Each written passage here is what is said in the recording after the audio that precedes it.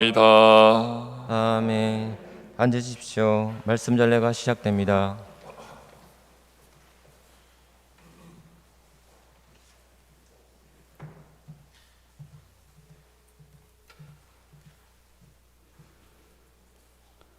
역대기 학원의 말씀입니다.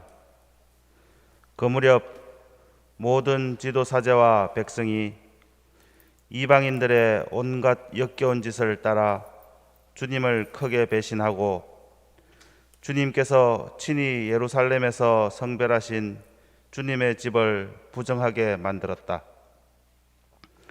주 그들 조상들의 하느님께서는 당신 백성과 당신의 처소를 불쌍히 여기셨으므로 당신의 사자들을 줄곧 그들에게 보내셨다.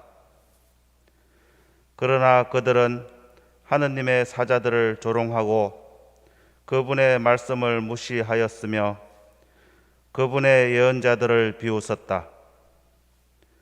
그러다가 마침내 주님의 진노가 당신 백성을 향하여 타올라 구제할 길이 없게 되었다. 그들은 하느님의 집을 불태우고 예루살렘의 성벽을 허물었으며 궁들을 모두 불에 태우고 값진 기물을 모조리 파괴하였다. 그리고 갈대아 임금은 칼을 피하여 살아남은 자들을 바빌론으로 유배시켜 그와 그 자손들의 종이 되게 하였는데 이는 페르시아 제국이 통치할 때까지 계속되었다. 그리하여 주님께서 예레미야의 입을 통하여 하신 말씀이 이루어졌다. 이 땅은 밀린 안식년을 다 갚을 때까지 줄곧 황폐해진 채 안식년을 지내며 70해를 채울 것이다. 페르시아 임금 키루스 제1년이었다. 주님께서는 예레미야의 입을 통하여 하신 말씀을 이루시려고 페르시아 임금 키루스의 마음을 움직이셨다. 그리하여 키루스는 온 나라에 어명을 내리고 칙서도 반포하였다. 페르시아 임금 키루스는 이렇게 선포한다. 주 하늘의 하느님께서 세상의 모든 나라를 나에게 주셨다. 그리고 유다의 예루살렘에 당신을 위한 집을 지을 임무를 나에게 맡기셨다. 나는 너희 가운데 그분 백성에 속한 이들에게는 누구나 주 그들의 하느님께서 함께 계시기를 빈다. 그들을 올라가게 하여라. 주님의 말씀입니다.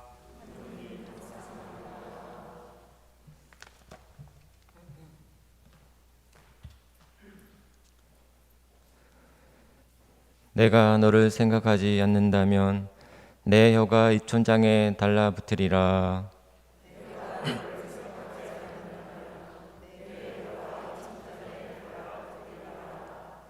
바빌론 강 기슭 거기에 앉아 시온을 그리며 눈물 짓노라. 그 언덕 버드나무 가지에 우리의 비파를 걸었노라.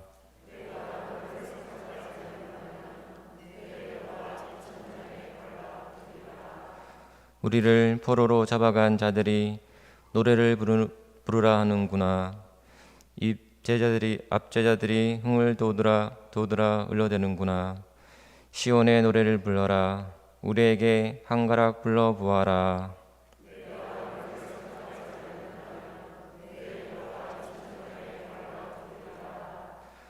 우리 어찌 남의 나라 낯선 땅에서 주님의 노래를 부를 수 있으랴.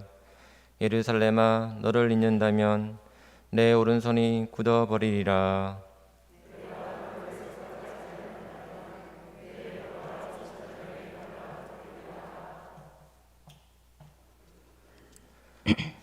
내가 만일 예루살렘 너를 생각하지 않는다면, 너를 가장 큰 기쁨으로 삼지 않는다면 내 혀가 입천장에 달라붙으리라.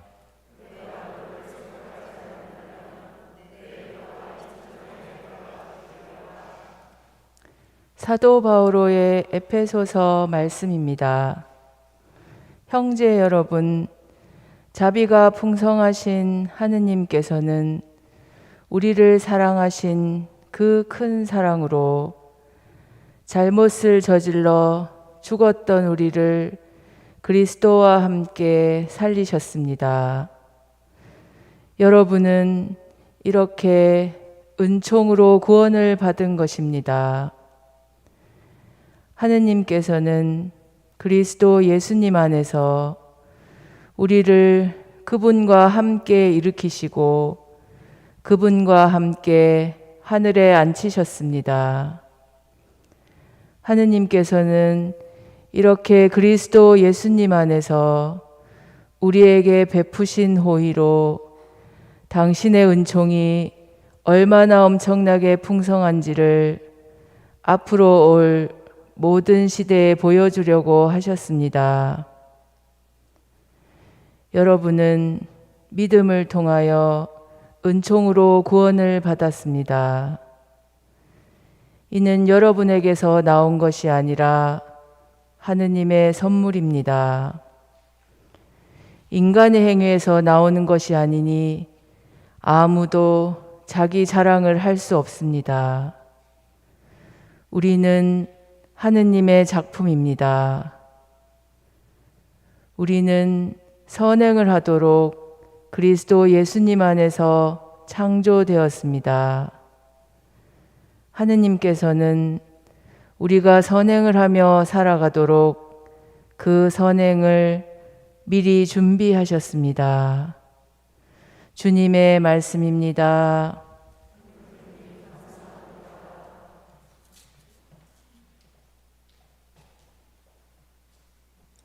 일어서십시오. 말씀이신 그리스도님 찬미 받으소서.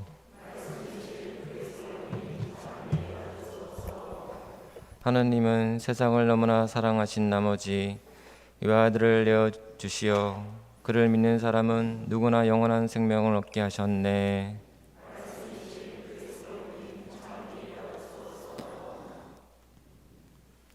주님께서 여러분과 함께 요한이 전한 거룩한 복음입니다. 주님 영광 받으소서. 그때 예수님께서 니코데모에게 말씀하셨다. 모세가 광야에서 뱀을 들어올린 것처럼 사람의 아들도 들어올려져야 한다. 믿는 사람은 누구나 사람의 아들 안에서 영원한 생명을 얻게 하려는 것이다.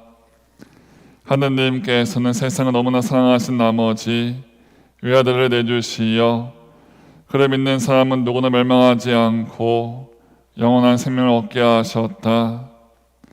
하느님께서 아들을 세상에 보내신 것은 세상을 심판하시려는 것이 아니라 세상의 아들을 통하여 구원을 받게 하시려는 것이다.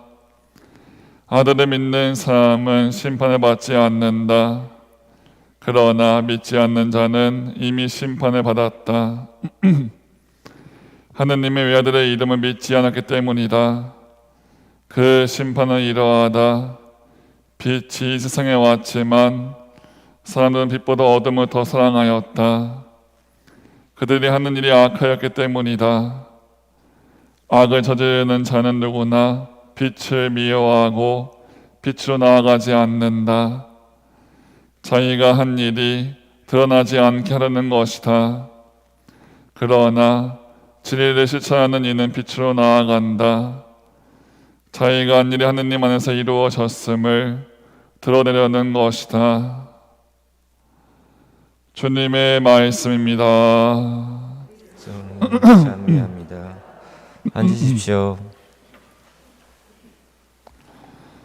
찬미 예수님, 네, 지난 주간도 잘 지내신 거죠? 네, 어느덧 사순시기도 4번째 주간으로 접어들고 있습니다.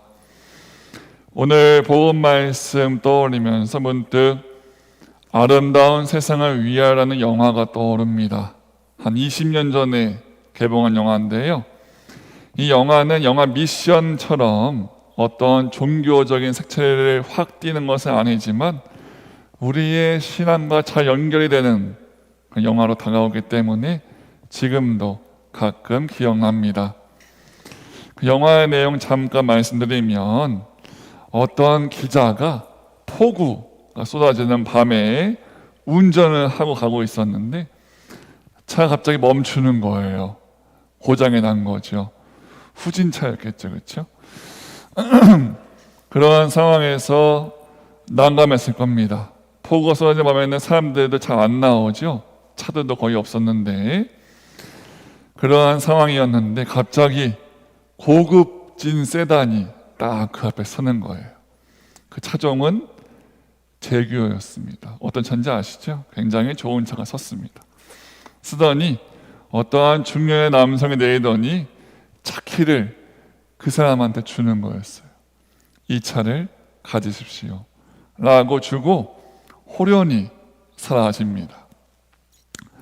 고장난 차 대신에 갑자기 고급진 세단이 생긴 상황입니다.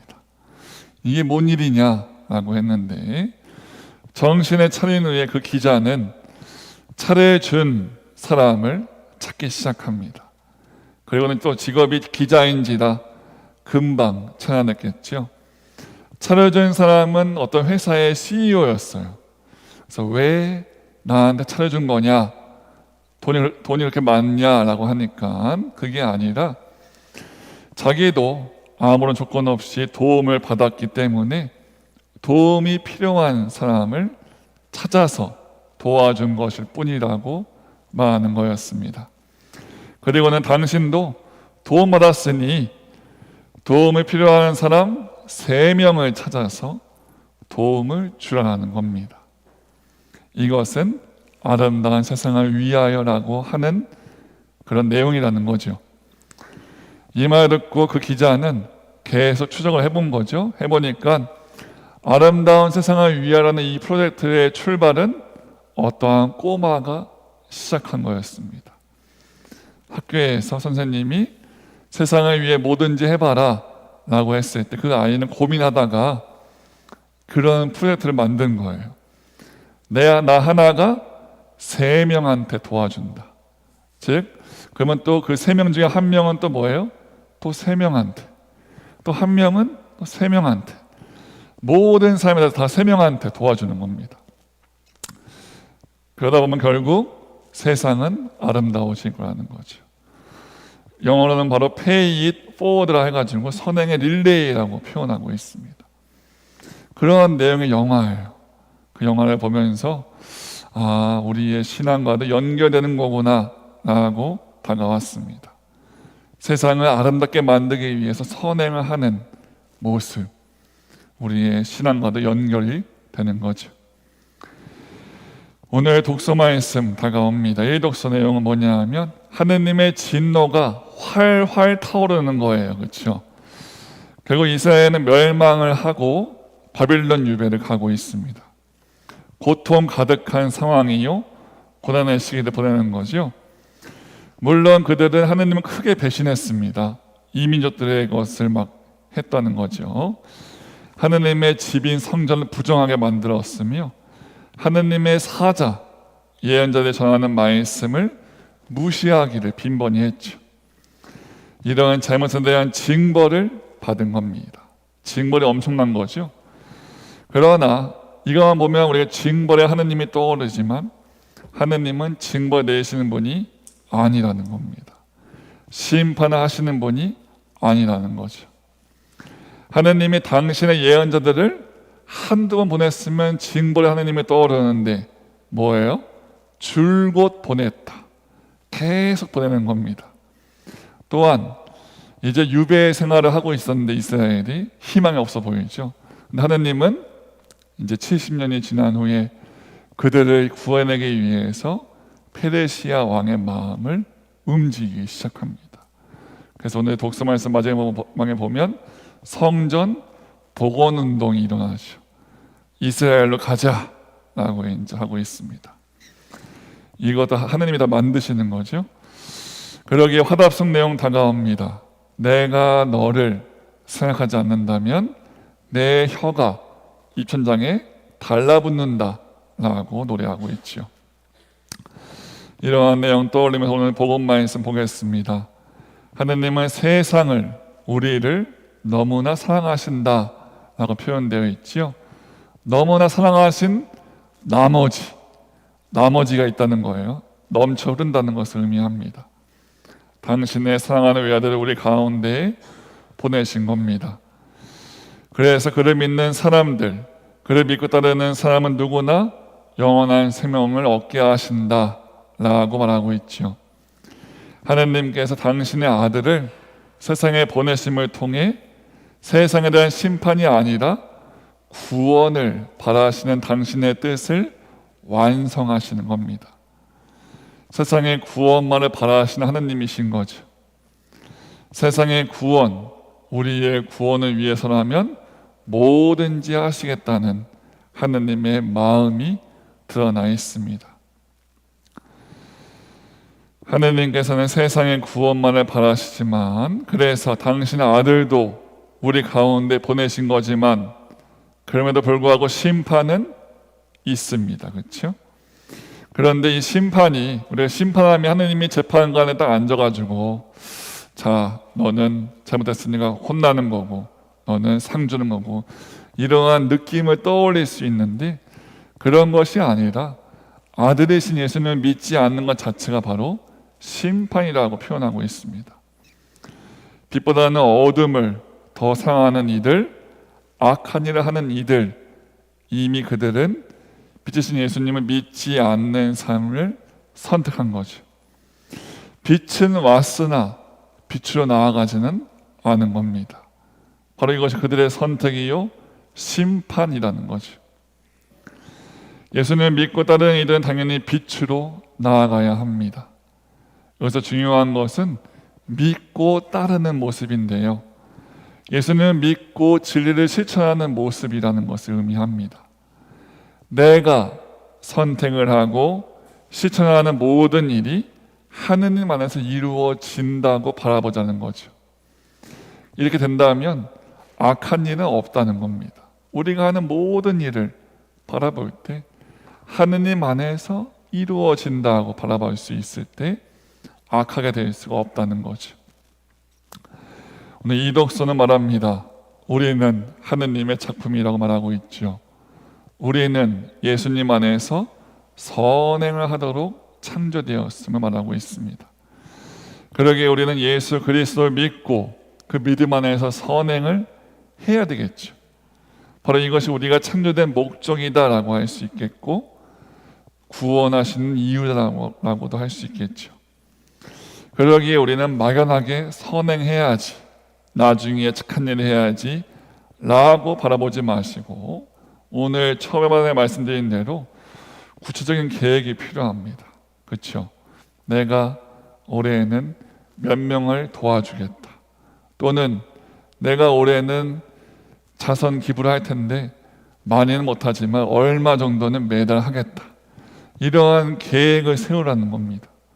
그리고 내가 또 미워하는 사람 볼 때마다 보기 싫지만 올해에는 예수님 안에서 웃어주며 기도하겠다, 이런 계획을 해보자는 거죠. 그래야지만 선행을 할 수 있고, 그래야지만 빛으로 나아가게 되며, 그래야지만 구원을 받는 거죠.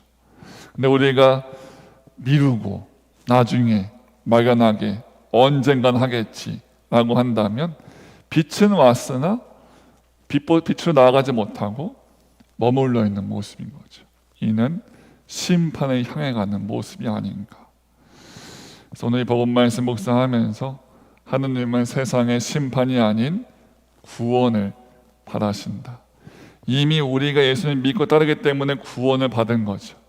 그렇다면 우리가 행하는 행동이 하느님 안에서 이루어지는 선행이 될 수 있도록 구체적인 계획과 함께 해나가자는 겁니다. 그런 차원에서 오늘 영화의 그 내용은 다가옵니다. 다가오죠. 나는 3명한테, 그 한 명은 또 3명한테 어떠한 이렇게 번져 나갈 수 있는 그러한 가능성이 있는 계획이었습니다. 우리도 주님의 구원을 받은 이들로서 선행, 하느님 안에서 선택하고 선행할 수 있는 그런 모습이 되어야 되겠습니다. 잠시 묵상하겠습니다.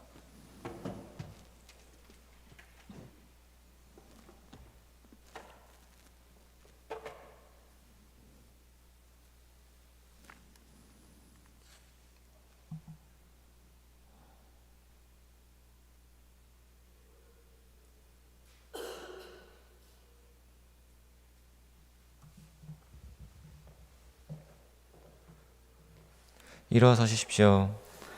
우리의